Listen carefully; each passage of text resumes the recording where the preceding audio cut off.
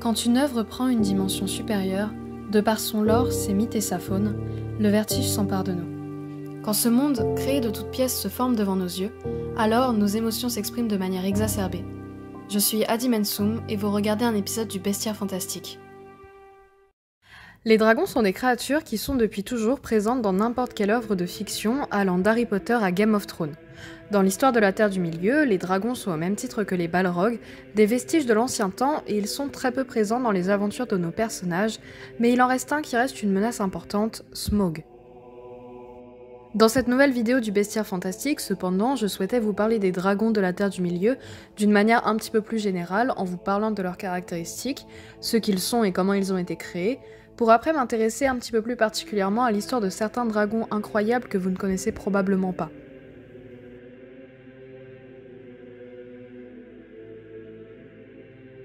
Les dragons sont considérés comme des créatures des anciens temps car ils apparurent la première fois dans les tréfonds de la forteresse de Morgoth durant le Premier Âge.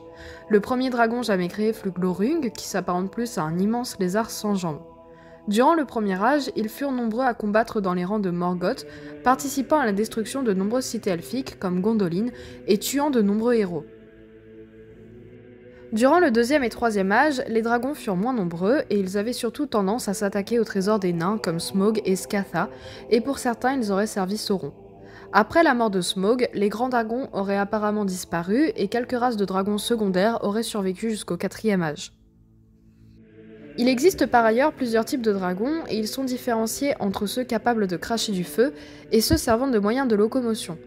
Parmi les cracheurs de feu, il y a ceux capables de respirer le feu, rentrant dans cette catégorie les dragons avec ailes et sans ailes, et ceux qui ne le peuvent pas.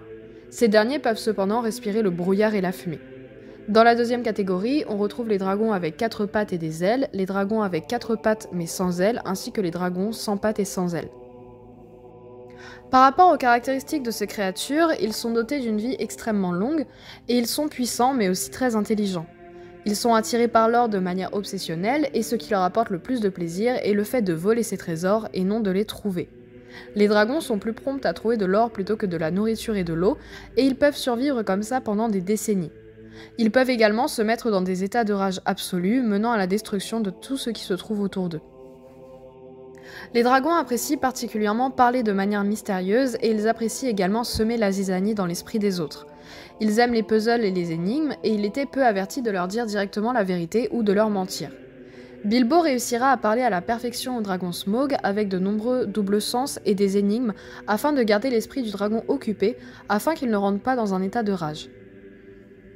L'odorat des dragons est par ailleurs très développé, comme on peut le voir avec Smaug et Bilbo, et même après que le Hobbit ait enfilé l'anneau de pouvoir, le dragon est capable de le retrouver avec les mouvements de l'air. Ils sont aussi recouverts d'écailles épaisses, extrêmement résistantes sur tout leur corps, et le souffle des dragons de feu était si chaud qu'il était possible pour eux de faire fondre les anneaux de pouvoir, comme il a été fait avec les 4 anneaux nains. Gandalf précisera cependant qu'il n'était pas capable de faire fondre l'anneau unique.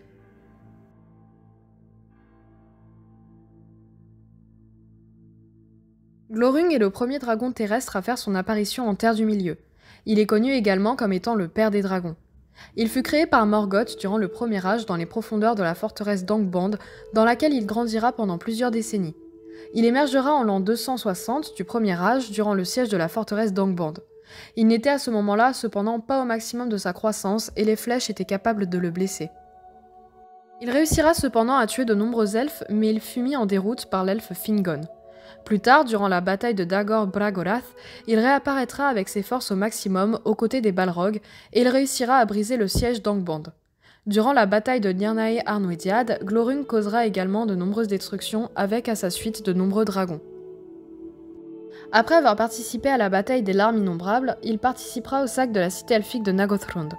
Il combattra face à l'homme Turin qu'il figera avec ses yeux. Le dragon lui exposera alors le choix suivant. Sauver la femme qu'il aime ou retrouver sa mère et sœur perdues depuis longtemps. Turin choisira la deuxième option et Glorung en profitera pour s'installer à Nagothrond avec tous les trésors qui se trouvaient dans la cité. Plus tard, Glorung fera perdre la mémoire à Nienor, la sœur de Turin, ce qui fit que quand elle rencontrera son frère, elle ne le reconnut pas et il en fut de même pour Turin. Les deux personnes se marièrent ensemble, ignorant leur parenté. Des années plus tard, Glorung portait encore une haine profonde envers Turin et il décida de l'attaquer en l'an 499. Il fut tué cependant par l'homme d'un coup d'épée dans le ventre, et quand le sang du dragon toucha Turin, celui-ci tomba dans une sorte de coma. Quand Nienor arriva, elle vit Turin et le crut mort. Glorung rendit à ce moment-là la mémoire à cette dernière qui apprit alors que Turin était son frère, et elle se suicida de désespoir. Turin se suicidera également en découvrant Nienor morte à son réveil.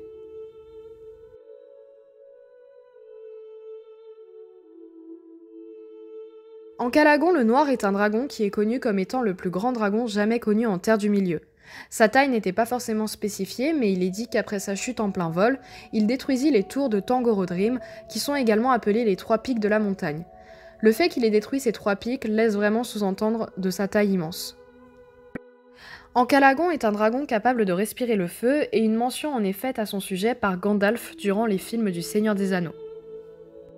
Après qu'Earendil se soit rendu au Valinor pour demander l'aide des Valar pour combattre Morgoth, les dieux arrivèrent en Terre du Milieu accompagnés du semi-elfe. Durant la bataille de la Grande Colère, Melkor, déstabilisé, décidera d'utiliser sa dernière arme, des dragons ailés menés par Encalagon le Noir. Le dragon réussira à repousser les armées des Valar. C'est à ce moment-là qu'Earendil arriva avec son bateau Vingilot en compagnie des aigles de Manwë, menés par Torondor. Ils réussirent à contenir les dragons et Encalagon pendant une journée qui se terminera par un duel entre Earendil, les aigles et le dragon. Earendil réussira finalement par abattre Encalagon qui chutera, ce qui marquera le début de la défaite de Morgoth dans la guerre de la Grande Colère.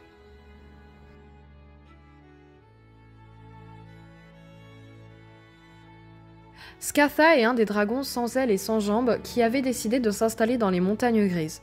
Il aurait participé au sac de la cité elfique de Gondolin, mais les informations à son sujet avant le Troisième Âge sont très floues et peu existantes.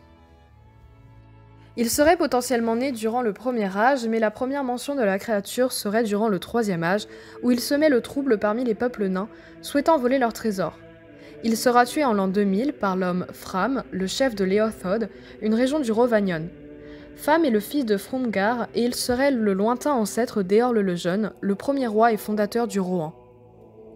Après la mort de Scatha, la paix revint dans la région et dans ses trésors furent trouvés le corps du Rohan, qui sera donné dans le futur à Merry par Éowyn. Les nains réclamèrent le corps, disant que le corps avait été fait par des nains, mais Fram cependant refusa de leur rendre et il leur donna à la place un collier fait à partir des dents du dragon.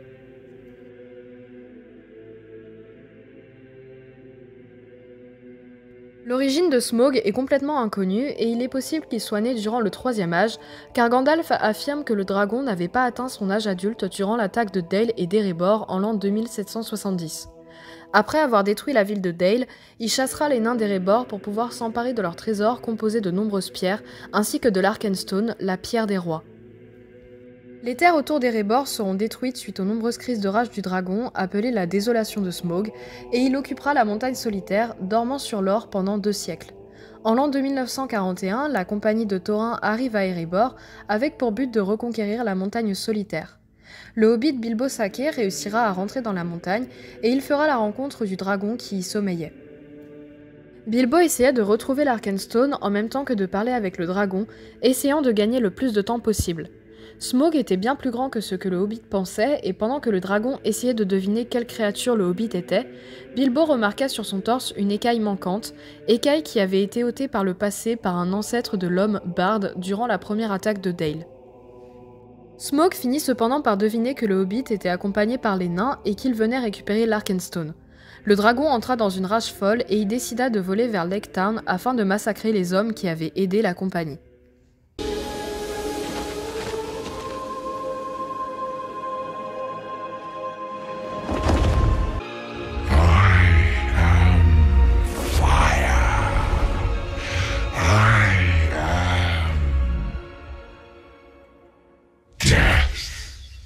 Durant la bataille, Bard l'archer, héritier du trône de Dale, récupérera la flèche noire et remarquera la blessure au torse du dragon.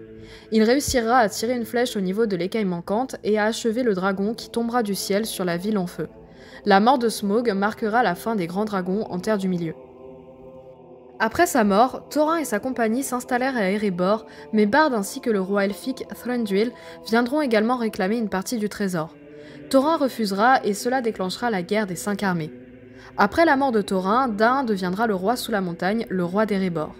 De nombreuses pierres et or furent récupérées sur la carcasse de Smaug et avec l'aide de Dain, la cité de Dale fut reconstruite. Merci à tous d'avoir regardé cette nouvelle vidéo sur l'univers du Seigneur des Anneaux et ce nouveau bestiaire qui portait en fait sur les dragons en Terre du Milieu. J'espère vraiment que cette vidéo vous a plu. Si c'est le cas, n'hésitez pas à mettre un pouce, un like, à partager la vidéo et à mettre un commentaire. Et surtout, dans les commentaires, n'hésitez vraiment pas à faire vos retours et vos suggestions par rapport à des futurs épisodes des Bestiaires Fantastiques, du Panthéon des Héros, ainsi que des mythes et légendes. En attendant, je vous dis à la prochaine pour une prochaine vidéo.